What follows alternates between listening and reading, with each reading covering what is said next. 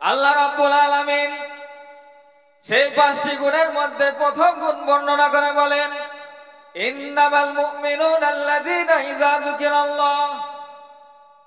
ঈমানদারের প্রথম গুণ হলো যখন তাদের সম্মুখে আল্লাহ রাব্বুল আলামিনের বর্ণনা করা হবে, আল্লাহ রাব্বুল আলামিনের বয়ান করা হবে, আল্লাহ রাব্বুল আলামিনের জান্নাত জাহান্নামের কথা বলা হবে, আল্লাহ রাব্বুল আলামিনের গণ্ডির কথা বলা হবে, ওয়াজিলাত কুলুবুহুম, তাদের অন্তরটা থরথর করে কাঁপতে থাকবে। তাই আল্লাহ রাব্বুল আলামিন ঈমানদারের প্রথম গুণ বর্ণনা করলেন, যখন তাদের সম্মুখে আল্লাহর বর্ণনা করা হবে, আল্লাহর কথাবার্তা বলা হবে, আল্লাহর কথাবার্তা শোনার পরে, জান্নাত জাহান্নামের কথা শোনার পরে তাদের অন্তরটা কাঁপতে থাকবে। আচ্ছা, আপনাদের দিকে অঙ্ক বই পাওয়া যায়? স্কুলে অঙ্ক বই পাওয়া যায়? তো অঙ্ক বইটা কিন্তু পুরোই প্রশ্ন।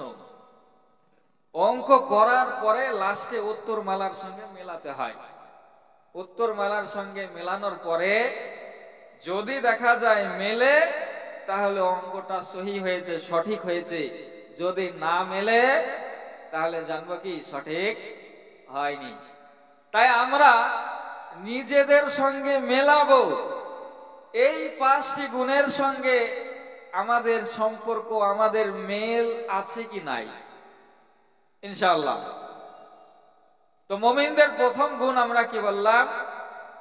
আল্লাহর যখন বর্ণনা শুনবে, জান্নাত জাহান্নামের যখন বর্ণনা শুনবে, তখন তাদের অন্তরটা কি কাঁপবে। তাদের অন্তরটা আল্লাহর ভয়ে কাঁপবে অথবা কান্না করবে। পৃথিবীতে লক্ষ্য করলে দেখা যায় অনেক রঙের, অনেক ঢঙের, অনেক কান্না আছে। কোন ছেলে কান্না করছে, তুমি কান্না করছো কেন? আমার একটা বড় মোবাইল হারিয়ে গেছে, তাই কান্না করছে। তুমি কান্না করছো কেন? আমার আব্বা মারা গেছে, তাই কান্না করছি। তুমি কান্না করছো কেন? আমার ভাই মারা গেছে, তাই কান্না করছি। তুমি কান্না করছো কেন? আমার একজন অ্যাক্সিডেন্ট করেছে, তাই কান্না করছি। কিন্তু এই কুটি সাতবাড়িয়া গ্রামের মধ্যে এমন একজন ব্যক্তিকে আপনি দেখান যে কান্না করছে, আর আমি জিজ্ঞাসা করব, ভাই তুমি কান্না করছো কেন? আল্লাহর ভয়ে কান্না করছি। এরকম একজন ব্যক্তি পাওয়া যাবে? যাবে না। যদি না যায়, তাহলে আমাদেরকে মনে করতে হবে এই গুণটা আমাদের মধ্যে থেকে মিস্টেক আছে, আমাদের গুণটা অর্জন করতে হবে। এবার আপনাদেরকে আমি কিছু উদাহরণ দিব। আমাদের ঈমানের সঙ্গে সাহাবা সাহাবিয়াদের ঈমানের সঙ্গে কতটা পার্থক্য। আল্লাহর নবীর সবচেয়ে কুমারী স্ত্রী হযরত আয়েশা রাদিয়াল্লাহু তাআলা আনহা একদিন বসে হঠাৎ কান্না শুরু করেছেন। এমন জোরে কান্না করেছেন, ওই কান্নার প্রভাবটা আল্লাহ রাসূল সাল্লাল্লাহু আলাইহি ওয়াসাল্লামের অন্তরটাকে কেঁদে দিয়েছে। আল্লাহর রাসূল হযরত আয়েশা রাদিয়াল্লাহু তাআলা আনহাকে জিজ্ঞাসা করলেন, ও আয়েশা, তুমি হঠাৎ কান্না করছো কেন? তোমাকে কি কেউ গালি দিয়েছে, না তোমাকে কেউ খারাপ বলেছে? আম্মা জান আয়েশা রাদিয়াল্লাহু তাআলা আনহা বললেন, ইয়া রাসূলুল্লাহ, ইয়া হাবিবাল্লাহ, আমাকে কেউ গালি দেয়নি, কেউ খারাপ বলেনি গো ইয়া রাসূলুল্লাহ। আমি বসেছিলাম, হঠাৎ আমার জাহান্নামের কথা মনে পড়ে গেছে, ওই কিয়ামতের কথা মনে পড়ে গেছে। ওই কিয়ামতের কথা শোনার পরে, ওই কিয়ামতের কথা মনে পড়ার পরে আমার চোখ দিয়ে অঝরে কান্না বইতে শুরু করেছে ও আল্লাহর রাসূল। এই কথা বলার পরে আল্লাহর রাসূল সাল্লাল্লাহু আলাইহি ওয়াসাল্লাম তিনিও কান্না করতে লাগলেন। তারপরে আল্লাহর রাসূলকে আয়েশা জিজ্ঞাসা করেন, ইয়া রাসূলুল্লাহ, আপনিও কান্না করেন কেন গো আল্লাহর রাসূল? আল্লাহর রাসূল বললেন, আয়েশা রে, তুমি যে কিয়ামতের কথা মনে পড়ে কান্না করো, হাসরের কথা মনে পড়ার পরে কান্না করো, জাহান্নামের কথা মনে পড়ার পরে কান্না করো, আমার ওই কথা মনে পড়ার পরে তোমার প্রতি মায়া হয়ে আমারও কান্না শুরু হয়ে গেছে। আয়েশা রে, ওই হাসরের ময়দান এত কঠিন হবে, এত কঠিন হবে, সমস্ত মানুষ উলঙ্গ হয়ে উঠবে, গায়ে জামা থাকবে না, পায়ে জুতো থাকবে না। সমস্ত মানুষ উলঙ্গ হয়ে ওঠার পরে হাসরের ময়দানের দিকে দৌড়াতে শুরু করবে, দৌড়াতে শুরু করবে, আর সকল মানুষে বলবে ইয়া নাফসি ইয়া নাফসি। এমনকি আল্লাহর বিখ্যাত 5 জন নবীর মধ্যে একজন নবী হযরত মুসা আলাইহিস সালাম, তিনি যেন হাসরের ময়দানের এক পাশে এক কোণায় বসে থরথর করে কাঁপছেন আর বলছেন ইয়া রাব্বি লা আসআলুকা আল-ইয়াওমা উম্মি ওয়া লা আসআলুকা আল-ইয়াওমা উখতি আসআলুকা নাফসি নাফসি। হযরত মুসা আলাইহিস সালাম হাসরের ময়দানের এক খুঁটি, এক পাশে খুঁটি ধরে কান্না করেন আর বলেন রব্বুল আলামিন, আজ আমি আমার মাকে চাই না, আমার বাবাকে চাই না, আমাকে তুমি এই ভয়ানক দিন থেকে বাঁচিয়ে নাও। কে বলছেন এটা? উলুল আজমি মিনার রাসূল। আল্লাহ রাব্বুল আলামিন বিখ্যাত 5 জন নবীকে রেখেছিলেন, তার মধ্যে একজন নবী হলেন হযরত মুসা। কাতাবাত তাওরাত বিয়াদিহি, যাকে আল্লাহ রাব্বুল আলামিন আসমানি একটা কিতাব দিয়েছিলেন তাওরাত, সেই মুসা আলাইহিস সালাম কি ভয়ে কিয়ামতের দিনে থরথর করে কাঁপছেন। তো এই কথাটা আম্মা জান আয়েশাকে আল্লাহর নবী শোনাচ্ছেন আর কান্না করছেন। আচ্ছা, আমাদের এই পৃথিবীতে বর্তমানে যতগুলা নারী আছে, সমস্ত নারীর যদি নেক আমলগুলাকে এক পাল্লায় করা হয়, আর আম্মা জান আয়েশার নেক আমলকে যদি এক পাল্লায় করা হয়, তাহলে কোন পাল্লাটা ভারী হবে? আম্মা জান আয়েশা রাদিয়াল্লাহু তাআলা আনহার নেকির পাল্লাটা ভারী হবে। সে আয়েশা রাদিয়াল্লাহু তাআলা আনহা আল্লাহর ভয়ে কি করলেন? হঠাৎ করে কান্না করতে লাগলেন। শুধু তাই না, ইসলাম জগতের দ্বিতীয় খলিফা হযরত ওমর রাদিয়াল্লাহু তাআলা আনহু, হযরত ওমর রাদিয়াল্লাহু তাআলা আনহু একদিন ইশার নামাজ পড়তে গেলেন। এমন অবস্থায় একজন সাহাবা বলে দিলেন, ও ওমর রে, তুমি কি জানো আজ জিবরিল আমিন হুজুর পাক সাল্লাল্লাহু আলাইহি সাল্লামের কাছে এসেছিল। জিবরিল আসার পরে আল্লাহর নবীকে একটা লিস্ট দিয়েছেন, ওই লিস্টে কে কে মুনাফিক আর কে কে ঈমানদার তার নাম লেখা আছে। আর ওই লিস্টটা হযরত হুযায়ফা রাদিয়াল্লাহু তাআলা আনহুর কাছে আছে। হযরত ওমর রাদিয়াল্লাহু তাআলা আনহু এশার নামাজ থেকে ফারেগ হলেন। ফারেগ হওয়ার পরে বাড়ি গেলেন। বাড়িতে যাওয়ার পরে হযরত ওমর রাদিয়াল্লাহু তাআলা আনহুর ঘুম আসে না। একবার ডান কাঁধ হয়, একবার বাম কাঁধ হয়, একবার ডান কাঁধ হয়, একবার বাম কাঁধ হয়। রাত্রি যখন গভীর হলো, গভীর রাত্রিতে হযরত ওমর রাদিয়াল্লাহু তাআলা আনহু চাদরটা মুড়িয়ে নিয়ে চুপি চুপি চুপি চুপি মক্কার জমিনে হাঁটতে শুরু করলেন। মক্কার জমিনে হাঁটতে হাঁটতে হযরত হুযায়ফা রাদিয়াল্লাহু তাআলা আনহুর ঘরে গেলেন। হযরত হুযায়ফা রাদিয়াল্লাহু তাআলা আনহুর বাড়ি গিয়ে দরজার কাছে নক করলেন, ও হুযায়ফা ভাই, তুমি কি বাড়ি আছো নাকি? মেহেরবানি করে দয়া করে দরজাটা খোলো।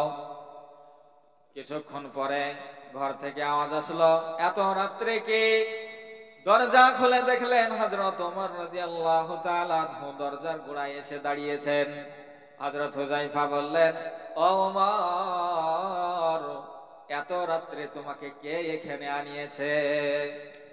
হযরত ওমর বললেন, হুযায়ফা ভাই রে, আমি শুনলাম আল্লাহর নবীর কাছে নাকি জিবরিল এসেছিল, আসার পরে মুনাফিকের একটা লিস্ট দিয়ে গেছে।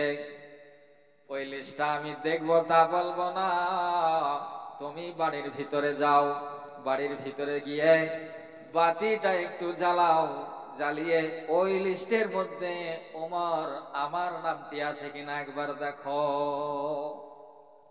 কে বলছে কথাটা? ইসলাম জগতের দ্বিতীয় খলিফা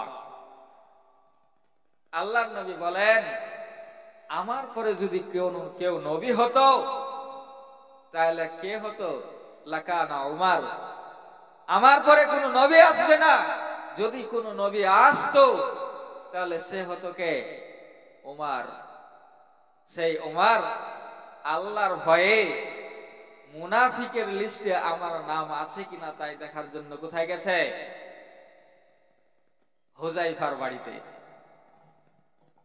শুধু তাই না, আল্লাহর নবী যখন মেরাজে গেলেন, মেরাজে যাওয়ার পরে দেখছেন একটা সুন্দর মহল, সোনা জেওয়ার ইয়াকুত মতি যত ধরনের গয়না দিয়ে সাজানোর দরকার ছিল, আল্লাহ রাব্বুল আলামিন জান্নাতে একটা ঘর সাজিয়ে রেখেছে। আল্লাহর রাসূল মনে করলেন এই ঘরটা হয়তো আমার। দরজায় দিয়ে ঢুকতে যাবেন, প্রবেশ করতে যাবেন, জিবরিল বলছে ইয়া রাসূলুল্লাহ এই ঘরটা আপনার না। আল্লাহ রাসূল বললেন জিবরিল তাহলে কার ঘর? এটা হলো আপনার গোলাম উমরের। সেই উমর কি মনে করছে? যার জন্য অলরেডি জান্নাতে ঘর বানানো হয়ে গেছে, সেই উমর আল্লাহর ভয়ে রাত্রি বেলায় চুপি চুপি চুপি চুপি উমরের হুযায়ফার বাড়িতে গিয়ে বলছেন, হুযায়ফা ভাই, ওই লিস্টে আমার নামটা আছে কি দেখো। কত ভয় ছিল তাদের অন্তরে, কত ভয়। শুধু তাই না, আল্লাহর নবী একদিন সাহাবাদেরকে নিয়ে হাদিস শোনাচ্ছেন আর বলছেন কি যে সাহাবাগণ তোমরা কি জানো, যখন আল্লাহ রাব্বুল আলামিন জান্নাত জাহান্নামের ফয়সালা করে দিবে, জান্নাত জাহান্নামের ফয়সালা করার পরে আল্লাহ রাব্বুল আলামিন 3 মুষ্টি মাটি জাহান্নাম থেকে বের করবেন, 3 মুষ্টি চোল এরকম ভাবে বের করবেন।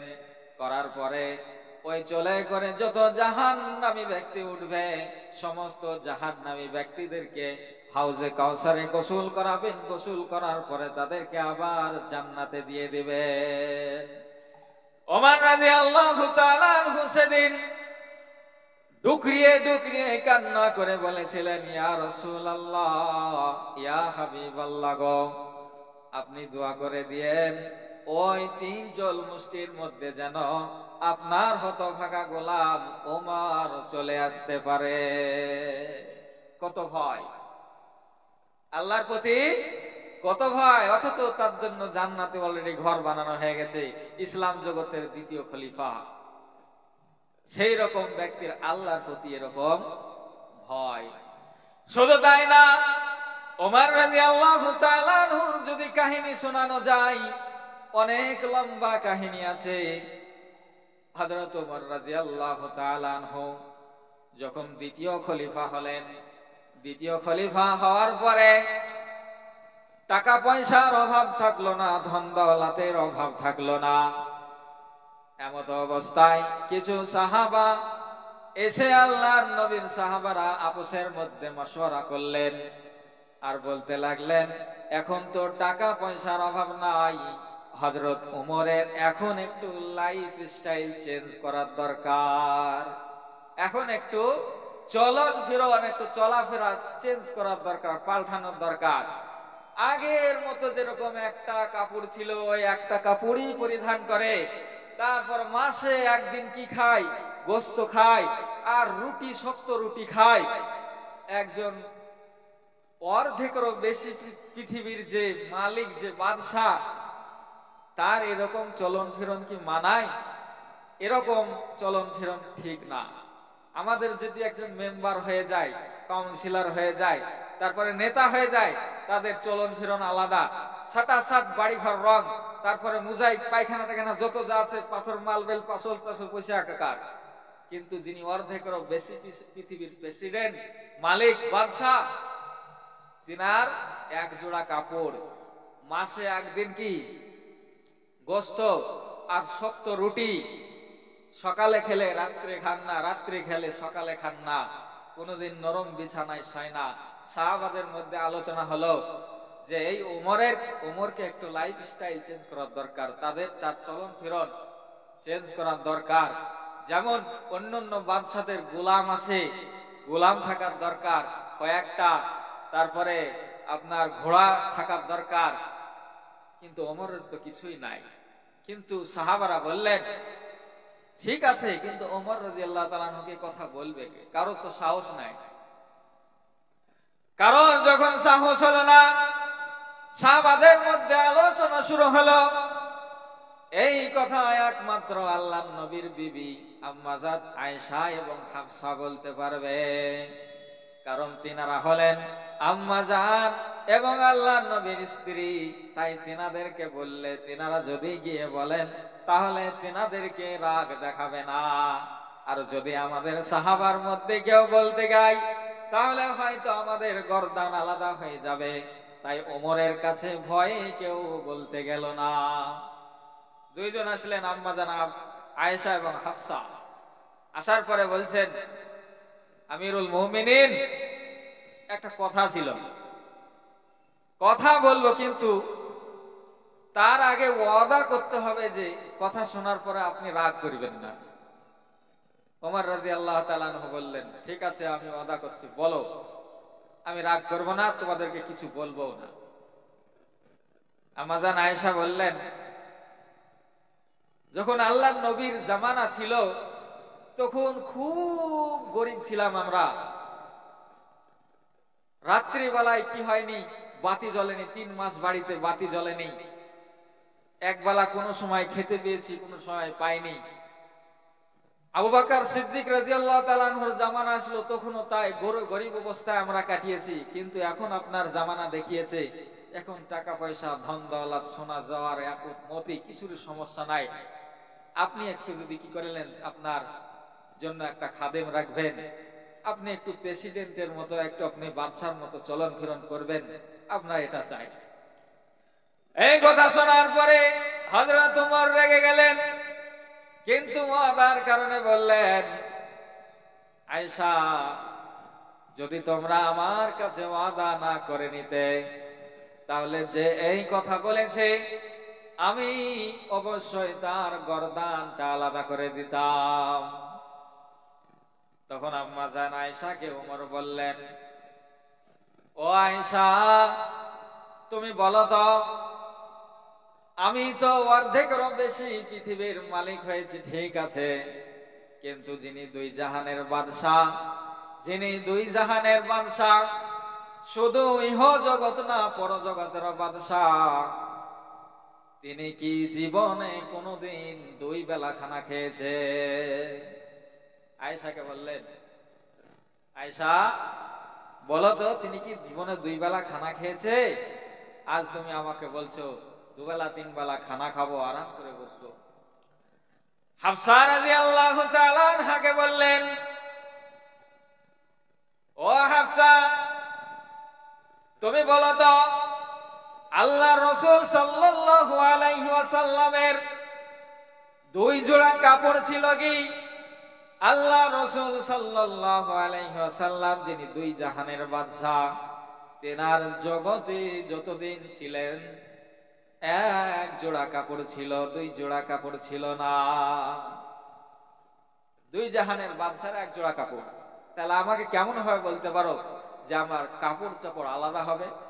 আজ আমাদের বাড়িতে লক্ষ্য করলে দেখা যায় 10 জোড়া 15 জোড়া কাপড়, কিন্তু দিনে অর্ধেক বেশি পৃথিবীর প্রেসিডেন্ট, তার বাড়িতে 1 জোড়া কাপড়, একটা কাপড়।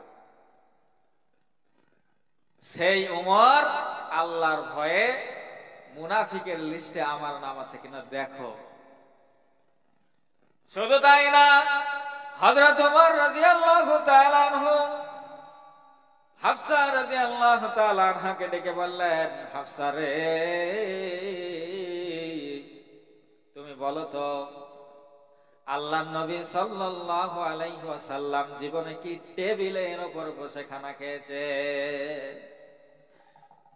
হযরত হাফসা বললেন, ইয়া আমিরুল মুমিনিন, হে আমার আব্বাজান, আল্লাহর নবী সাল্লাল্লাহু আলাইহি ওয়াসাল্লাম পৃথিবীতে যতদিন বেঁচে ছিলেন কোনদিন টেবিলের উপর রেখে খানা খায়নি। একদিন আমি টেবিলের উপর রাখি খানা রেখে দিয়েছিলাম। আল্লাহর নবী বলেছিলেন, হাফসা, আমার খানাটা নিচু করে দাও, কারণ আমি আল্লাহর গোলাম, আমি গোলামের মতো মাথা নিচু করে খানা খাবো। সেই ওমর বলছে, হাফসা, তাহলে আজ তোমরা আমাকে কেমন ভাবে বলতে পারো যে আমি টেবিলের উপর রেখে খানা খাবো? সেই ওমর আল্লাহর ভয়ে আল্লাহর জাহান্নামের ভয়ে রাত্রি বেলায় না থাকতে পেরে হুযায়ফার ঘরে গিয়ে বলছে, হুযায়ফা ভাই, আমার ওই মুনাফিকের লিস্টে নামটি আছে কিনা দেখো। কত ভাই ওমর রাদিয়াল্লাহু তাআলা আনহু। শুধু তাই না, হযরত ওমর রাদিয়াল্লাহু তাআলা আনহু একদিন ফজরের নামাজে দাঁড়ালেন। এমত অবস্থায় আবু লুলু একজন মুনাফিক পিছন থেকে তিনাকে 5টা খঞ্জর মারলেন। 5টা খঞ্জর মারার পরে হযরত ওমর রাদিয়াল্লাহু তাআলা আনহু নামাজ থেকে পড়ে গেলেন। কিছু সাহাবা নামাজ সামলালেন। নামাজ সামলানোর পর কিছু সাহাবা আবু লুলুকে তাড়ার চেষ্টা করলেন। আবু লুলু দেখলো আমার খবর খারাপ, তাই সে নিজের ছুরিটা দিয়ে গলাটা কেটে নিল। নেওয়ার পরে হযরত ওমর রাদিয়াল্লাহু তাআলা আনহুকে বাড়িতে নিয়ে আসা হলো।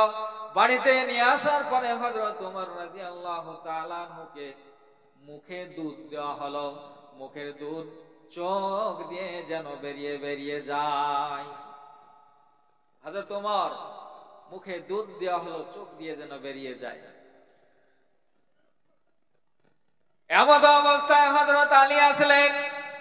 আসার পরে হযরত ওমরের এই অবস্থা দেখে জিজ্ঞাসা করে, হে ওমর, তুমি কি মউতকে ভয় পেয়ে গেছো নাকি তোমার মউতের উপরে ভয় হয়েছে? তুমি কি কবরকে ভয় পেয়েছো নাকি? হযরত ওমর, যিনি অর্ধেকের বেশি পৃথিবীর প্রেসিডেন্ট, তিনি বলেন, আলী রে, আমি মউতকে ভয় পাই না। মউতের পর আমার কবরে কি হবে ওটাকে আমি ভয় পাই। কে বলছেন কথাটা? হযরত ওমর, জিনার অলরেডি জান্নাতে ঘর তৈরি হয়ে গেছে। আল্লাহর নবী সাল্লাল্লাহু আলাইহি সাল্লাম একদিন মসজিদে প্রবেশ করলেন। করার পরে বললেন, ও সাহাবারা শোনো, এই যে তোমরা লক্ষ্য করো, এক পাশে আবু বকর, এক পাশে ওমর, কিয়ামতের দিন আমরা এমন ভাবে একসঙ্গে হাসরের ময়দানে উঠব। সেই রকম ওমরের মতো ব্যক্তিত্ব। কি বলছেন? আমি মরণকে ভয় পাই না, মরণের পরে আমার কবরে কি হবে। সেই তুলনায় আর আমরা তাদের ইমানের মধ্যে আমাদের ইমানের মধ্যে কতটুকু পার্থক্য আছে আপনারা ভাবেন। আমরা ভাবি তাদের কাছে কি আমরা ভিড়তে পারবো?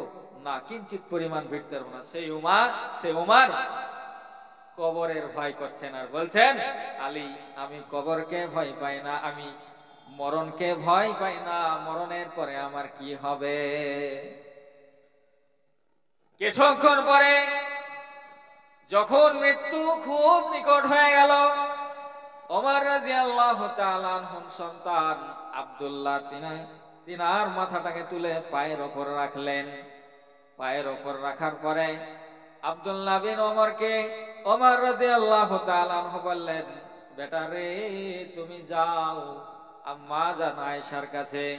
যাওয়ার পরে তিনার ঘরে আমাকে দাফন দেওয়ার ইজাজত দিচ্ছে কিনা দেখো। হুজুর পাক সাল্লাল্লাহু আলাইহি সাল্লাম এবং আবু বকর সিদ্দিক তিনার ঘরে দাফন আছে, আর একটা জায়গা খালি আছে, ওই জায়গাতে কি আমাকে দাফন করার ইজাজত দিচ্ছে কিনা। আম্মা জান আয়েশার কাছে হযরত ওমরের সন্তান আসলেন। আসার পরে সমস্ত ঘটনা খুলে বললেন। বলার পরে আম্মা জান আয়েশা বলে, আব্দুল্লাহ রে, যদি ওমর চায় ওই জায়গাটায় দাফন হতে, তাহলে আমার চেয়ে হকদার ওমর সবচেয়ে বেশি। ওমরের চেয়ে হকদার এই পৃথিবীর মধ্যে আর কেউ নাই। যাও, আমি ইজাজত দিয়ে দিলাম। ওমরের বেটা বাড়িতে আসলেন। আসার পরে আবার মাথাটা তুললেন। এইখানে আব্দুল্লাহ ইবনে ওমর যখন মাথাটা তুলেছেন, ওমর রাদিয়াল্লাহু তাআলা আনহু মাথাটাকে নিচে নামিয়ে নিলেন। নিচে নামানোর পরে ওমর রাদিয়াল্লাহু তাআলা আনহু মাথাটাকে মাটিতে মলতে শুরু করলেন। আমরা বলি না নাক ছেঁচড়ি যাকে বলে, এই মাটিতে ওই রকম ভাবে মলতে শুরু করলেন, দল্লাতে শুরু করলেন আর বললেন, হে ওমর, তোর রব যদি তোকে মাফ না করে, তোর রব যদি তোকে ক্ষমা না করে, তাহলে তুই তো আজ বরবাদ হয়ে যাবি। ওই রকম ওমরের মতো ব্যক্তিত্ব আলীকে বলছেন, আলী রে, আমি মরণকে ভয় পাই না, মরণের পরে আমার কবরে কি হবে। আপনার আর আমার ভিতরে মরণের ভয় আছে কি নাই? কিঞ্চিত পরিমাণ নাই, কিঞ্চিত পরিমাণ নাই। সে ওমর মরণের ভয় এতটা করেছিলেন। আমার বলার উদ্দেশ্য, ওমরের মতো যদি ব্যক্তিত্ব এরকম আল্লাহর উপরে ভয় করে থাকে, আমার মুসলমান ভাইরা, আমরা ঠিক মতো নামাজ পড়তে পারি না, আল্লাহর ইবাদত করতে পারি না, আল্লাহকে স্মরণ করতে পারি না, আমাদের কেমন পরিমাণ ভয় রাখার দরকার। এই ছিল সাহাবাদের ঈমান, সাহাবাদের মরণের ভয়, আল্লাহর প্রতি ভয়। এবার আপনাদেরকে কিছু একটা উদাহরণ দিব। এই যে বিজলি, এই যে কারেন্ট গুলা চলছে, কিসের দ্বারা চলছে? এই লাইট গুলা চলছে, কারেন্ট আছে, ইলেকট্রিক আছে, সেই জন্য চলছে। যদি কারেন্ট চলে যায় তাহলে আমরা কি চালাবো? জেনারেটর চালাবো, জেনারেটর চালাবো যাকে বলা হয়। তো আমরা যদি ওইখানে দুটো জেনারেটর এক পাশাপাশি রেখে দিই, একটা জেনারেটর যদি চলে আর একটা জেনারেটর যদি না চলে, আমরা এখান থেকে বুঝতে পারবো কি পারবো না? বোঝা যাবে, কারণ যে জেনারেটরটা চলবে তার মধ্যে দুটো গুণ থাকবে। একটা গুণ হলো সে জেনারেটরটা কাঁপবে আর তার উপর দিয়ে ধোঁয়া বেরোতে থাকবে। তেমনি আল্লাহ রাব্বুল আলামিন বলেন, যদি কোনো ব্যক্তির মধ্যে ঈমানদারের প্রথম গুণটি থাকে, তাহলে সেই ঈমানদার যখন আল্লাহ রাব্বুল আলামিনের কথা শুনবে, আল্লাহ রাব্বুল আলামিনের জান্নাত জাহান্নামের কথা শুনবে, তখন তার অন্তরটা থরথর থরথর করে কাঁপতে থাকবে। বলেন, আমাদের অন্তর কি কোনোদিন এইভাবে কেঁপেছে? আচ্ছা, যাই হোক, আমি অতদূর কথা বলছি না। আপনারা যে এতক্ষণ শুনলেন কথা, কিছু কি আপনাদের অন্তরে সাড়া দিয়েছে? যদি সাড়া দিয়ে থাকে, এর নাম হলো ঈমান, এর নাম হলো মুমিন। দ্বিতীয় উদাহরণ, আপনাদের এই ভেলুর চকের মোড়ে ধরেন একজন ব্যাটারি রিপেয়ারের কি আছে, দোকান আছে। সেই পুরনো ব্যাটারি গুলা রিপেয়ার করে, রিপেয়ার করার পরে চার্জ দেয়, চার্জ দেওয়ার পরে কি আবার কিছুদিন চলে। এমত অবস্থায় একজন পাগল একটা বোতল নিয়ে গেছে, যাওয়ার পরে দোকানদারকে জিজ্ঞেস করছে, এই তুমি কি করছো এখানে? তো আমি এই ব্যাটারি গুলানে কারেন্ট ভরছি। ও কি ভুল বলেছে? ঠিকই বলেছে। পাগলটা তখন বলছে, তাই? তাহলে আমার বোতলও এক বোতল কারেন্ট ভরে দে। কারেন্ট ঢুকবে? ঢুকবে না। কারণ কি? ওই ব্যাটারিটা বৈজ্ঞানিক প্রসেসে তৈরি করা ছিল, তাই রিপেয়ার করার পরে চার্জে দেওয়ার পরে কি হবে? কারেন্ট ঢুকবে। আর যদি কি না থাকে, বৈজ্ঞানিক প্রসেসে তৈরি না থাকে, তাহলে কারেন্ট ঢুকবে না। এবার পাগলকে যেই বলেছে কি যাই ওতে কারেন্ট ঢুকে নাকি, পাগল তখন একটা ইট তুলেছে, তোলার পরে বলছে দেয় নাহলে সেটা পেরে ফেলবো। তখন লোক দেখছে যে পাগল মানুষ, অবস্থা আমারই খারাপ হবে, ওই বোতলের দুটো তার ভরে দিয়েছে, বলছে কি যা কারেন্ট ভরে দিলাম। পাগল খুশি, হাসতে হাসতে। ওতে কারেন্ট ঢুকবে? জীবনে ঢুকবে না। তেমনি যারা এখনো মুমিন হতে পারেনি, এই মজলিসে বসবে, বসার পরে মাওলানা সাহেবদের ওয়াজ শুনবে, কোরআন হাদিসের কথা শুনবে, শোনার পরে তাদের অন্তরটা একটু সাড়া দিবে না। ওই ব্যাটারিতে, ওই বোতলে যেমন কারেন্ট জীবনে ঢুকতে পারবে না, কারণ তার মধ্যে বৈজ্ঞানিক প্রসেসে তৈরি করা নাই। তেমনি এই মজলিসে যদি কারোর মধ্যে ঈমানের প্রথম গুণ না থাকে, তার মধ্যে ইসলামী যত কথাবার্তা বলি না কেন, ওই কারেন্ট যেমন বোতলের মধ্যে ঢুকবে না, এই মজলিসে বসলেও যতই কথা বলা হোক না কেন, তাদের অন্তরে সাড়া দেবে না।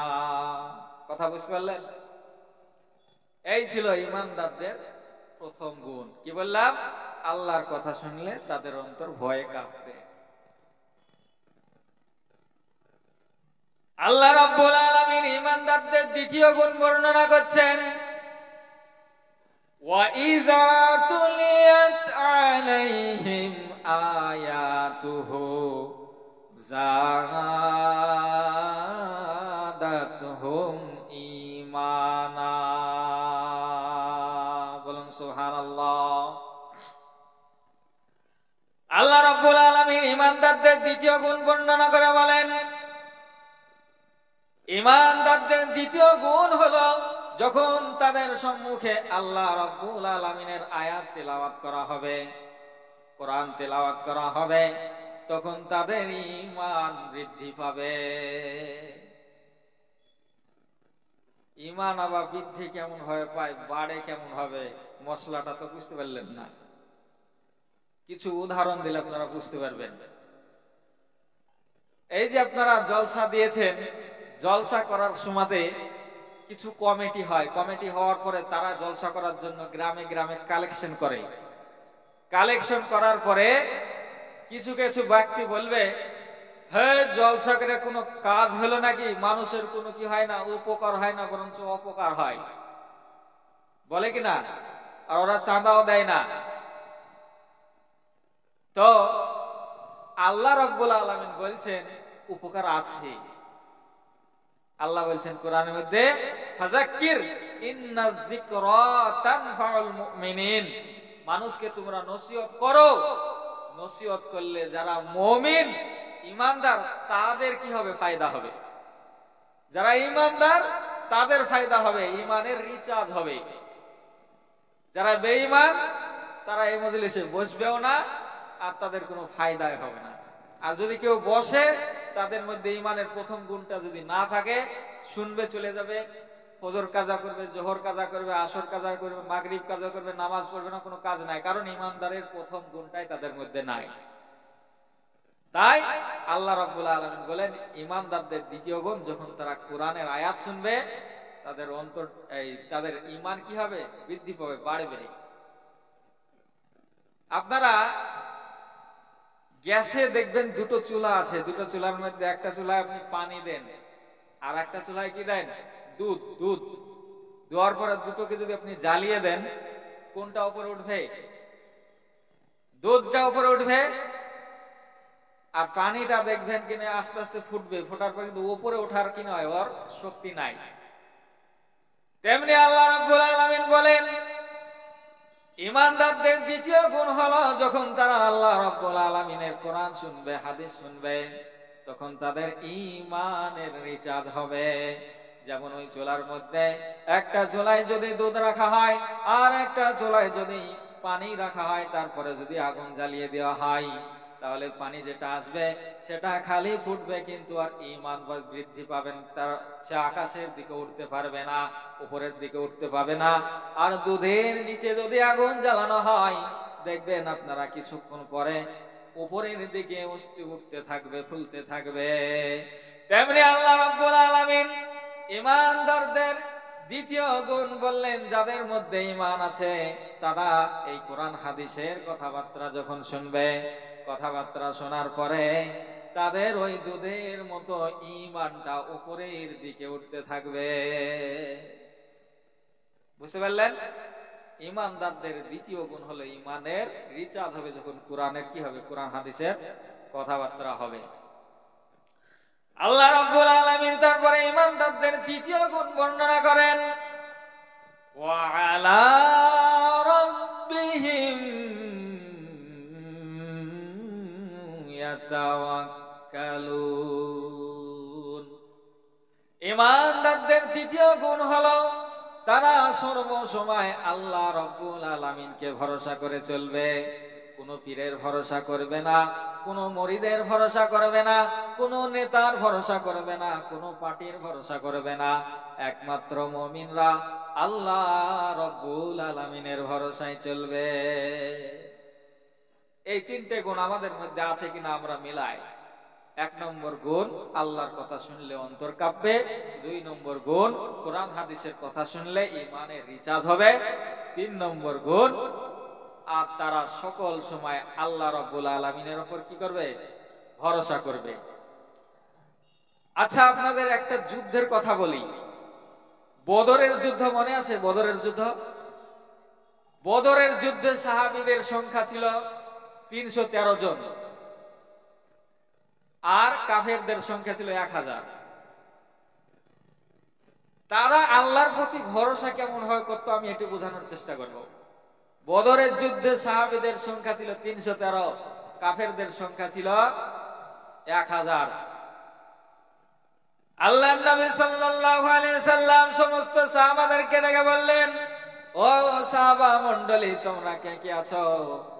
যুদ্ধর দামামা বেজে গেছে, যুদ্ধতে যেতে হবে। তোমরা আপন আপন নাম যুদ্ধের খাতায় লিখে দাও। একে একে একে একে সমস্ত সাহাবা নাম লেখা শুরু করলেন। লিখতে লিখতে 313 জনে গিয়ে পৌঁছালো। 313 জনে গিয়ে পৌঁছানোর পরে আল্লাহ রাব্বুল আলামিনের হাবিবের কাছে সাহাবারা বললেন, ইয়া রাসূলুল্লাহ, ইয়া হাবিবাল্লাহ, আমরা তো যুদ্ধ করব, কিন্তু আমাদের কাছে তো কোনো হাতিয়ার নেই, হাতিয়ার দেন। আল্লাহর রাসূল বললেন, ও আমার সাহাবারা, তোমাদেরকে তো আমি ঠিক মতো খেতে দিতে পারি না, আমরা নিজে ঠিক মতো খেতে পারি না, তোমাদেরকে হাতিয়ার আমি কোথা থেকে দেব? এই কথা বলার পরে আল্লাহর রাসূল কান্না শুরু করলেন। এই কথা বলার পর আল্লাহর রাসূল কান্না শুরু করলেন। সাহাবারা বললেন, ইয়া রাসূলুল্লাহ, আপনি কান্না করেন না, হাতিয়ার নাই তো কি হয়েছে, আমাদের বাড়িতে যার যা আছে সেই নিয়ে আমরা যুদ্ধের ময়দানে ইনশাআল্লাহ শরীক হব। সমস্ত সাহাবা বাড়িতে চলে গেলেন। যাওয়ার পরে আপন আপন বাড়িতে গিয়ে তার স্ত্রীকে বলছে, আব্দুল্লাহর মা, আমার ওই দা খান কোথায় আছে রে, দে তো। তখন বলছে যে চোখের তলে আছে, দেখো। চোখের তল থেকে দা বের করছে, তো দায়ের ধরলেন ধার নাই।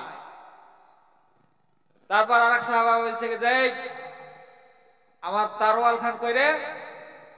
তখন তিনি বলছেন যে আপনার ছেলে নিয়ে খেলাখেলি করছিল, দেখুন ভেঙে গেছে, এটা ঠিক নাই। সাহাবা যায় দেখছে তারওয়ালা হাত খান ভাঙা। আরেক সাহাবা লাইয়া দেখছে কি যে হেসলি আসবে, তো তখন তো হেসর ডিজাইন আলাদা ছিল, হেসরটা আমার নাই। ঢাল আছে, তো ঢাল গালা জং পড়া, ফুটো ফুটো ভাব, এরকম জানালার মতো দেখা যাচ্ছে, মশারির মতো এরকম ঢাল। সব সাহাবা এরকম ভাঙা চূড়া তরোয়াল নিয়ে আল্লাহ রাসূল সাল্লাল্লাহু আলাইহি সাল্লামের কাছে জমা দিলেন। জমা দেওয়ার পরে একে একে একে একে সাহাবাদেরকে আল্লাহর নবী বন্টন করা শুরু করলেন। বন্টন করতে করতে করতে করতে 312 জনের কাছে যাওয়ার পরে তরোয়াল শেষ। বাকি থাকলো কয়জন? 312 জনের কাছে যাওয়ার পরে হাতিয়ার শেষ। বাকি থাকলো কয়জন? আপনারা মনোযোগ দিয়ে শুনছেন না? একজন। এইবারে সেই সাহাবা এসে বলছে, ইয়া রাসূলুল্লাহ, আমাকে হাতিয়ার দেন। আল্লাহ রাসূল বলছে, দেখছই তো আমার কাছে হাতিয়ার নাই, তোমাকে কি দিব? সেই সাহাবা বলছে, ইয়া রাসূলুল্লাহ, আমি তো শুনবো না, আমাকে হাতিয়ার দিতেই হবে। ওরা সবাই কুবাবে আর আমি কি দেখবো নাকি? হবে না, আমাকে হাতিয়ার দেন। আল্লাহ রাসূল বললেন, আমার কাছে তো কিছুই নাই, আমি কি দেবো বলো? সাহাবা বলল, ইয়া রাসূলুল্লাহ, আপনি আল্লাহর নাম নিয়ে কিছু একটা দেন। আল্লাহ রাসূল দেখলেন এই সাহাবা খুব জেদি সাহাবা, কিছু একটা তো দিতেই হবে। পাশে তাকিয়ে দেখছেন একটা খেজুরের মরা ডাল। খেজুরের মরা ডাল আল্লাহ নবী হাতে তুলে দিলেন, লাও, এটা নিয়ে তুমি যুদ্ধ করবা। সাহাবা বলছেন, ইয়া রাসূলুল্লাহ, খেজুরের ডাল, তবে যেহেতু আপনি দিয়েছেন, ইনশাআল্লাহ এই খেজুরের ডাল বদরের ময়দানে কথা বলবে। সাহাবাদের ঈমান কত, ভরসা কত আল্লাহর প্রতি। খেজুরের ডাল নিয়ে চুথায় চলে গেলেন বদরের প্রান্তে, আর ভাঙাচুরা সব হাতিয়ার নিয়ে বদরের প্রান্তে চলে গেলেন। আর ওইদিকে কত বলেছিলাম? কাফেরদের 1000। ওদের তারওয়াল চকচকে তারওয়াল বয়া করছে, তো 6টা মারছে, বুঝতে পেরেছেন? আর এদিকে সাহাবারা দেখে নিজের হাতিয়ারের দিকে তাকাচ্ছে, ওদের দিকে তাকায়, আমাদের দিকে তাকায়, এরকম পরিস্থিতি। আর যে খেজুরের ডাল কিন্তু পিছনে লুকাচ্ছে। যাই হোক, সমস্ত যখন যুদ্ধের জিনিসপত্র সামান টামান সব এক জায়গায় হয়ে গেল, আপসের মধ্যে যুদ্ধ হবে। হওয়ার পরে যুদ্ধ যখন শুরু হবে, আরম্ভ হবে, মক্কার বড় কাফের সে বলছে, মুহাম্মদ তুমি আমাদের সৈন্য দেখেছো আর তোমাদের সৈন্যের দিকে দেখেছো? তোমাদের হাতিয়ারও তো ঠিক নাই, আজ তুমি আমাদের বিরুদ্ধে লড়াই করতে এসেছো। মক্কার জমিনে তুমি আমার কাছে লালিত পালিত হয়েছো, যাও তুমি ফেরত যাও, তোমাকে আমি ছেড়ে দিলাম। আর সেই সময় হযরত আলীর 21 বছর বয়স, আর পাগলা শুরু পাতলা মানুষ, আর পাতলা মানুষের দেখবেন রাগ কিন্তু চড়াস করে উঠে ওঠে। হযরত আলী যে এই কথা শুনেছে, লাফ দিয়ে উঠে বলছে, ইয়া রাসূলুল্লাহ আপনি আমাকে হুকুম দেন, আমি কাজটা ছেড়ে দিয়েছি। আল্লাহর রাসূল বলছেন, বকনা তো দেখছো, ও হলো মক্কার বড় বীর পুরুষ। বাচ্চা ছেলেরা যদি না ঘুমায় তাহলে ওর নাম লিয়ে ঘুম পড়ায়, তুমি বলছো যে আমি ছেড়ে দিয়েছি, চুপ করে বসো। তারপরে ওই কাফের আবার বললেন, মুহাম্মদ নেমো হারাম, তোমরা আমার কাছে বড় হয়ে আজ আমাদের বিরুদ্ধে যুদ্ধ করবে, যাও ফেরত চলে যাও। হযরত আলী আবার লাফ দিয়ে উঠলেন, ইয়া রাসূলুল্লাহ আমার কিন্তু সহ্য হচ্ছে না, আপনি আমাকে খালি ইজাজত দেন, আমি ওকে এখনই আলাদা করে ফেলব শরীর থেকে ওর মাথাটা। আল্লাহর রাসূল বলল, চুপ করো, আমি তো কথাবার্তা বলছি। এমত অবস্থায় সেই কাফের আবার বলল, মুহাম্মদ তোমাদের লস্করের দিকে দেখো আর আমাদের দিকে দেখো, যাও তোমার প্রতি আমার মায়া আছে, তোমরা মহিলার মতো পিঠ ফিরে চলে যাও, তোমার উপর আমরা আক্রমণ করব না। এই কথা বলার পরে হযরত আলী আবার লাফ দিয়ে উঠলেন। ওঠার পরে বললেন, ইয়া রাসূলুল্লাহ, ইয়া হাবিবাল্লাহ, মেহেরবানি করে দয়া করে আপনি এবার আমাকে বাধা দিয়েন না। আল্লাহর রাসূল দেখলেন আলীকে ঠেকানো মুশকিল, তার জন্য হযরত আলীর বুকে একটা থাবা দিয়ে বললেন, যাও আমি দোয়া করে দিলাম ফি আমানিল্লাহ। কে দোয়া করলেন? হুজুর পাক সাল্লাল্লাহু আলাইহি সাল্লাম, মুস্তাজাবুদ দাওয়া, উনি দোয়া করলে কবুল হবেই হবে। দোয়া করা মাত্র কবুল হয়ে গেছে। হযরত আলী চলে গেলেন কাফেরের বিরুদ্ধে যুদ্ধ করতে। ওই পাশে একজন, এই পাশের একজন, যুদ্ধের ময়দানে শরীক হলেন। হওয়ার পরে কাফের এসে জিজ্ঞাসা করছে, ছোট ছেলে, কে রে ভাই তুমি? আমি আলী। তোমার বাপের নাম কি? আমার বাপের নাম হলো আবু তালেব। ও আবু তালেব, ওরা তো আমরা একসঙ্গে চলাফেরা করেছি, ভাতিজা, যাও তুমি ফেরত চলে যাও, তোমার প্রতি আমার মায়া, তুমি আমাকে পারবে না। তখন হযরত আলী বলল, চাচা আপনার সঙ্গে আমি আলাপ আলোচনা করতে আসিনি, কাজ শুরু করেন। তখন সেই কাফের রাগ হবে কি হবে না? রাগ হয়ে গেছে কাফের। রাগ হওয়ার পরে, তুমি আগে শুরু করো ভাতিজা। তখন হযরত আলী বললেন, মুসলমান কারোর প্রতি আগে আক্রমণ করে না, আগে আপনি শুরু করেন। এই কথা শোনার পরে কাফের যখন উপর সোজা তরবারটি হাত তুলে একটা জোরে মেরেছে, এত জোরে মেরেছে, হযরত আলী পাতলা মানুষ ছিল, একটু সাইড কেটে গেছেন। সাইড কাটা মাত্র তার তরবারিটা ডামাট পর্যন্ত মাটির ভিতরে ঢুকে গড়েছে। হযরত আলী দেখছে আর দেরি করে তো লাভ নাই, যখন ডামাত মাটির নিচে পর্যন্ত ঢুকবে তখন তো সাইজ মোতাবেক চলে এসেছে, পজিশন তো ঠিকঠাক, তার গর্দান নিচে। হযরত আলী তিনার তরবারি বের করে আল্লাহু আকবার বলে একটা জোরে মেরেছেন। চোখ খুলে দেখেন কি যে গর্দানটা মাথার গর্দানটা আলাদা হয়ে গেছে। এইবারে এই দেখার পরে সমস্ত সাহাবী খুশিতে হই হল্লাস।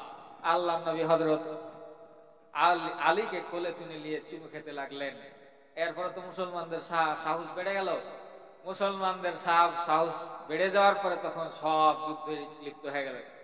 একে একে যখন 70টাকে মেরে ফেলেছে, 70টা মারার পরে বাকি কাফেররা দেখছে কি যে অবস্থা তো খারাপ আছে, পিছনে পালায়।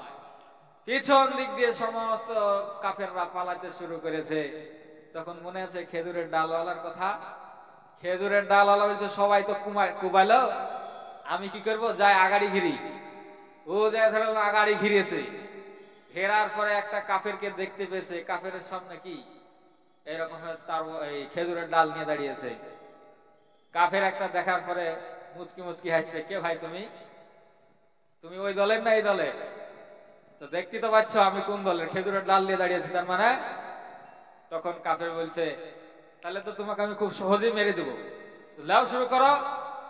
আর ওই সাহাবা কিন্তু হযরত আলীর স্টাইলটা দেখেছিলেন যে মারতে যাবে একদিকে একটু সরে যাবে, ও চালিয়েছে আর উনিও একটু পাশে হটে গেছেন।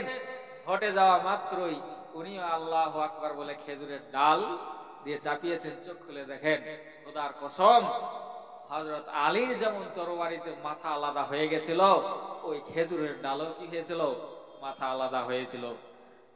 আমার মুসলমান ভাইরা, আমার বলার উদ্দেশ্য হলো সাহাবাদের ঈমানি তাকত কেমন ছিল, ঈমানি শক্তি কেমন ছিল, আল্লাহর প্রতি ভরসা কেমন ছিল। ঈমানদারদের তৃতীয় গুণ আমার শেষ হলো। আল্লাহ রাব্বুল আলামিন ঈমানদারদের চতুর্থ গুণ বর্ণনা করে বলেন, আল্লাযীনা ইউকিমুনাস সালাতা ওয়া মিম্মা রাযাকনাহুম ইউনফিকুন। সুবহানাল্লাহ। আল্লাহ রাব্বুল আলামিন বলেন ঈমানদারদের চতুর্থ গুণ হলো তারা সকল সময় নামাজ কায়েম করবে। পৃথিবীর মধ্যে যতই পেরেশানির মধ্যে থাকুক না কেন, তারা কোনো সময় নামাজ বাদ দিবে না, নামাজ কায়েম করবে। এখন বলেন আমাদের মধ্যে যতগুলা মানুষ আছে কয়জন নামাজ পড়তে যায়? কয়জন নামাজ পড়তে যায়? অথচ আল্লাহ রাব্বুল আলামিন কিয়ামতের দিন সর্বপ্রথম কার হিসাব নেবে? নামাজের হিসাব নেবে। আল্লাহ রাব্বুল আলামিন বলেন আমি সবচেয়ে বেশি কোরআনের মধ্যে কার কথা বলেছি? নামাজের কথা বলেছি। মানুষ এতই পাগল, এতই বেহায়া, এতই বেলাজা। একজন ডাক্তার যখন তাদেরকে ডাকে বলে যে আপনার অমক রোগ হয়েছে, আপনাকে প্রতিদিন সকাল বেলায় এই ভেলুর চক মোড় থেকে নিয়ে বিডিও অফিসের মোড় পর্যন্ত দৌড়াতে হবে, আবার আসতে হবে। ওই ব্যক্তি ওই ডাক্তারের কথা শোনার পরে প্রতিদিন সকালে ওই ভেলুর চকের মোড় থেকে নিয়ে বিডিও অফিসের মোড় পর্যন্ত যায়, আবার আসে, আসে কিনা? কিন্তু বড় আফসোসের বিষয়, আল্লাহর ডাক মসজিদ থেকে 5 বার আসে, মসজিদ থেকে 5 বার আসে। 5 বারের মধ্যে 5 বারই আমরা আল্লাহকে অপমান করি। এত মায়াবী সুরে ডাকে, এত মায়াবী কণ্ঠে ডাকে, এত মধুর কণ্ঠে ডাকে, এত আদর করে ডাকে, হাইয়া আলাস সালাহ, হাইয়া আলাল ফালাহ, এসো নামাজের দিকে, এসো কামিয়াবের দিকে। 5 বারের মধ্যে 1 বার আমরা কিন্তু সাড়া দিই না। পৃথিবীর মধ্যে মানুষকে লক্ষ্য করলে দেখা যায় কত মানুষ কেরালা গিয়েছে, যাওয়ার পরে কত মানুষ কেরালা গিয়েছে, সৌদি গিয়েছে, ইন্দোনেশিয়া গিয়েছে, মালয়েশিয়া গিয়েছে, বাইরে যাওয়ার পর অনেক টাকা পয়সা রোজগার করেছে। রোজগার করার পরে বাড়িতে গিয়ে বাড়িটাকে সাজিয়েছে, সুন্দর কালার করেছে, দোতলা বাড়ি করেছে, এসি কিনেছে, ফ্রিজ লাগিয়েছে, তারপরে এয়ার কন্ডিশন, তারপরে আপনার জানালাটাকে সুন্দর করেছে, পেশাব পায়খানাটাকে খুব সুন্দর মোজাইক পাথর দিয়ে বানিয়েছে, সোফা লাগিয়েছে, টিভি লাগিয়েছে। আফসোসের বিষয় মানুষ, তুমি একবার ভাবলা না মাটির উপরের বাড়িটাকে তো আমি এত সুন্দর করে সাজালাম, কিন্তু আমার তো এই মাটির নিচেও একটা বাড়ি আছে, সে মাটির নিচের বাড়িটাকে আমি কি দিয়ে সাজালাম? পৃথিবীর মানুষের মধ্যে কারোর এই রকম কি নাই? চিন্তাধারা নাই। যদি চিন্তাধারা থাকতো তাহলে আজ এই দশা হতো না মাজলিসের মধ্যে। শুধু তাই না, আল্লাহ রাব্বুল আলামিন রাত দিনকে 24 ঘন্টা বানিয়েছেন। 24 ঘন্টার মধ্যে আপনি ফজরের নামাজ পড়েন 10 মিনিট, জোহরের নামাজ 15 মিনিট ধরে নিলাম, আসরের নামাজ 10 মিনিট ধরে নিলাম, মাগরিবের নামাজ 15 মিনিট ধরে নিলাম, এশার নামাজ 20 মিনিট ধরে নিলাম, টোটাল আপনি 24 ঘন্টার মধ্যে আল্লাহ রাব্বুল আলামিনকে 1.5 ঘন্টা সময় দেন, আপনি 22.5 ঘন্টা সময় নেন, কিন্তু আল্লাহ রাব্বুল আলামিনকে সেই 1.5 ঘন্টা সময় আমাদের মধ্যে মানুষ হতভাগা দেই না। তাই আল্লাহ রাব্বুল আলামিন ঈমানদারদের চতুর্থ গুণ বর্ণনা করে বলেন, তাদের মধ্যে কি নামাজ কায়েম করার গুণটাও থাকবে। মানুষ এতই বড় পাগল জিনা করাকে গুনাহ মনে করে, কিন্তু খোদার কসম করে বলি জিনার থেকে বড় গুনাহ হলো নামাজ ছেড়ে দেওয়া।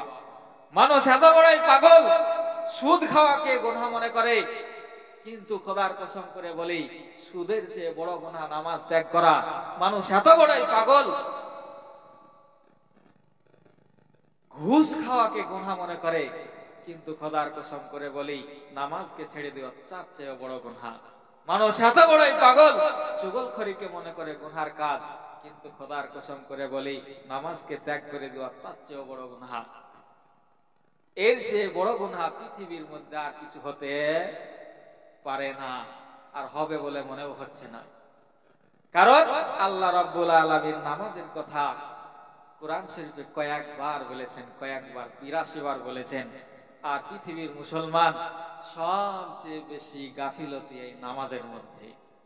আপনারা আজ বুকে হাত দিয়ে বলেন নামাজ আমরা কারা কারা কায়েম করতে পেরেছি? নামাজ পড়া আর কায়েম করা হলো আলাদা।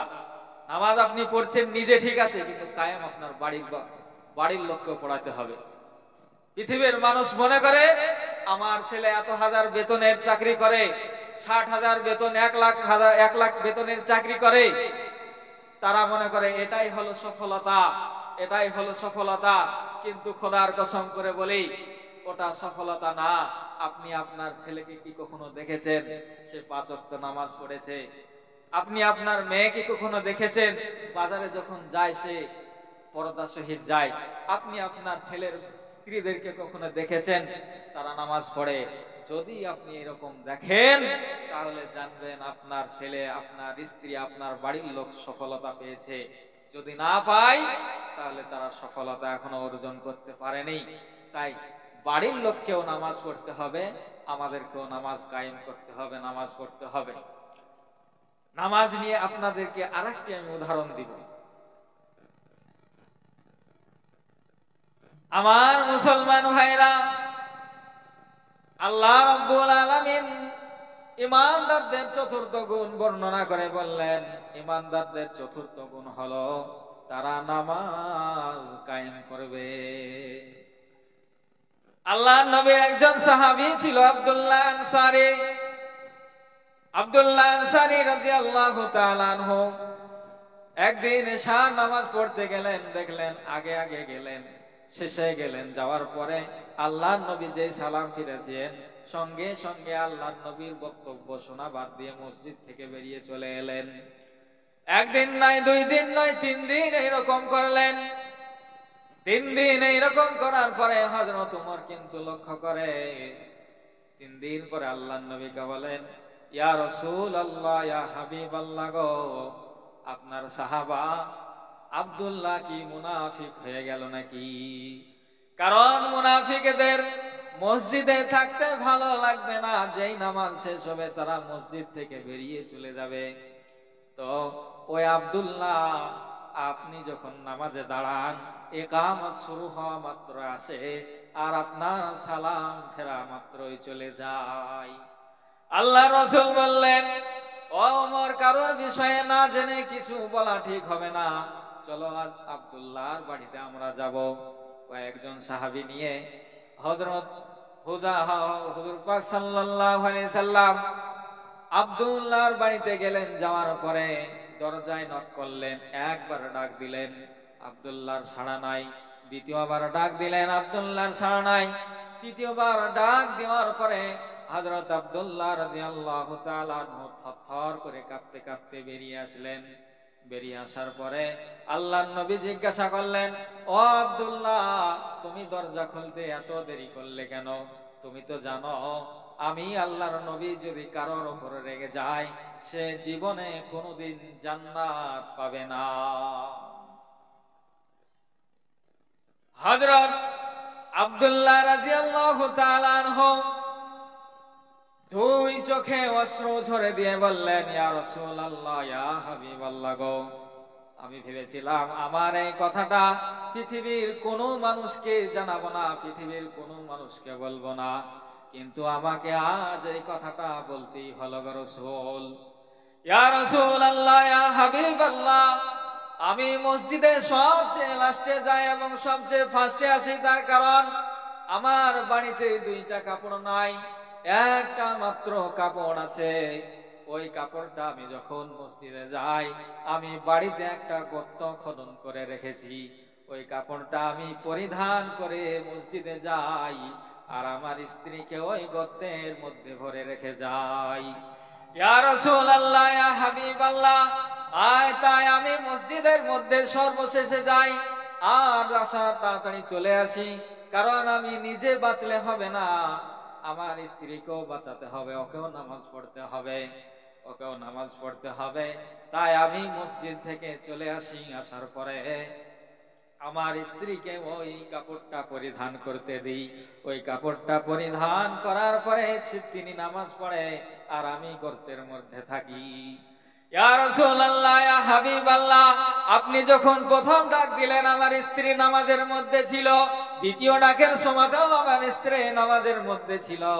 ইয়া রাসূলুল্লাহ গো, ইয়া হাবিবাল্লাহ, আমি আপনার ডাকের সাড়া দিতে পারিনি, কারণ আমার স্ত্রী নামাজের মধ্যে ছিল। তাই স্ত্রীর নামাজ যখন শেষ হয়েছে, ইয়া রাসূলুল্লাহ, ওই কাপড়টা আমি পরিধান করে আপনাদের সব মুখে এসেছি গো আল্লাহর রাসূল। আহা, সাহাবাদের নামাজের প্রতি কেমন তাকিদ ছিল, তাগিদ ছিল, কেমন তারা নামাজকে ভালোবেসেছে। কাপড় ছিল একটা, কিন্তু তারা নামাজ কখনো ত্যাগ করেনি। আমাদের কাপড়ের অভাব নাই, মসজিদে এত সুন্দর করে বিছানা বিছিয়ে দেওয়া থাকে, কোনো কিছুরই অভাব নাই, সুন্দর অজুখানা থাকে, তারপরেও আমরা নামাজ পড়তে যাই না। আমাদের মতো হতভাগা পৃথিবীতে আর একজন আছে বলে আমার মনে হয় না। ঈমানদারদের চতুর্থ গুণ শেষ, ঈমানদারদের পঞ্চম গুণ আল্লাহ রাব্বুল আলামিন বলেন, الذين يؤمنون بالغيب ويقيمون الصلاة ومما رزقناهم ينفقون। ঈমানদারদের পঞ্চম গুণ হলো আল্লাহ রাব্বুল আলামিন তাদেরকে যতটুকু সময়, যতটুকু ধন দৌলত দিয়েছেন, টাকা পয়সা দিয়েছেন, সেই ধন দৌলত টাকা পয়সা আল্লাহর রাস্তায় খরচ করবে। ঈমানদারদের পঞ্চম গুণ শেষ। যেহেতু বক্তা চলে এসেছে, আমি তাড়াতাড়ি বলার চেষ্টা করব। এইবারে যদি 5টা গুণ কারোর মধ্যে থাকে, আল্লাহ সার্টিফিকেট দিচ্ছেন, উলাইকা হুমুল মুমিনুনা হাক্কা। বলুন সুবহানাল্লাহ। ঈমানদারের 5টি গুণ যদি কারোর মধ্যে থাকে, আল্লাহ রাব্বুল আলামিন সার্টিফিকেট স্বরূপ বলছেন, এরাই হলো প্রকৃত মুমিন। এরাই হলো কি? প্রকৃত মুমিন। আর বলেছিলাম কি যে কি 3টে পুরস্কার দিবে। 1, লাহুম দারাজাতুন ইনদা রাব্বিহিম ওয়া মাগফিরাতুন ওয়া রিজকুন কারীম। আল্লাহ তাআলা তাদেরকে maaf করবে এবং তাদেরকে কি দিবেন? সম্মানীয় রুজি দিবেন। 1 নম্বর তাদেরকে ক্ষমা করবেন, আর 2 নম্বর হলো তাদেরকে সম্মানের রুজি দিবেন। সম্মানের রুজি কাকে বলা হয়? প্রশ্ন করতে পারবেন যে একজন হিন্দুও যেরকম খেতে পায়, মুসলিমও সেরকম খেতে পায়। হিন্দুরা যদি আখের রস খায়, তাদের আখের রস মিষ্টি, মুসলিমরা খেলেও আখের রস মিষ্টি। ওদের খাবারের যেরকম স্বাদ, আমাদের খাবারেরও সেরকম স্বাদ। সম্মানের রুজি কাকে বলে? একটা উদাহরণ দিলে বুঝবেন। ধরে নেন আমাদের এই হুজুর ডমকুল গিয়েছেন, ডমকুল যাওয়ার পরে আস্তে আস্তে দেখছেন যে একটা খাসি জবাই করেছে, আস্ত খাসি জবাই করার পরে ওইখান থেকে 1 কেজি মাংস নিয়ে এসেছে। নিয়ে আসার পরে বাড়িতে বলছে স্ত্রীকে, তাড়াতাড়ি রান্না করো, তাড়াতাড়ি রান্না করো, খুব খিদে লেগেছে, আমি জোহরের নামাজ পড়ার পরে খাবো। রান্না করতে দিয়েছে, স্ত্রী খুব সুন্দর করতে রান্না করতে দিয়েছে, আগুনে চুলায় রান্না করতে দিয়েছে। এমত অবস্থায় বাটিটা মাজতে গেছে, মাজার অবস্থায় একটা কুকুর এসে কি গোস্ততে মুখ দিয়ে দিয়েছে।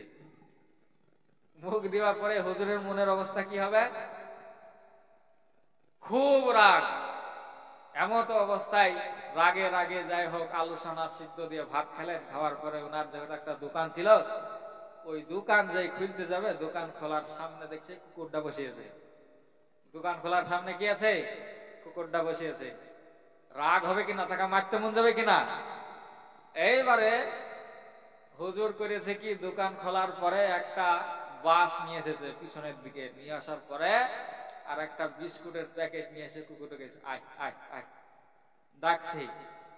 এমত অবস্থায় হুজুরের বেটা এসে, আব্বু বিস্কুট খাবো, আব্বু বিস্কুট খাবো। হুজুর বলছে কেস তো গন্ডগোল। তাহলে একই প্যাকেটের একই কোম্পানির একই বিস্কুট, একটা বিস্কুট সন্তানকে দিল আর একটা বিস্কুট কাকে দিবে? কুকুরকে দিবে। কিন্তু নিয়াত আছে কি? বেটাকে আদরের সাথে ভালোবেসে দিবে, আর কুকুর যে খাইতেছে তার খবর আছে, তাই তো নাকি? তেমনি আল্লাহ রাব্বুল আলামিন ঈমানদারকে ওরা সম্মানের রুজি দিবে কেমন?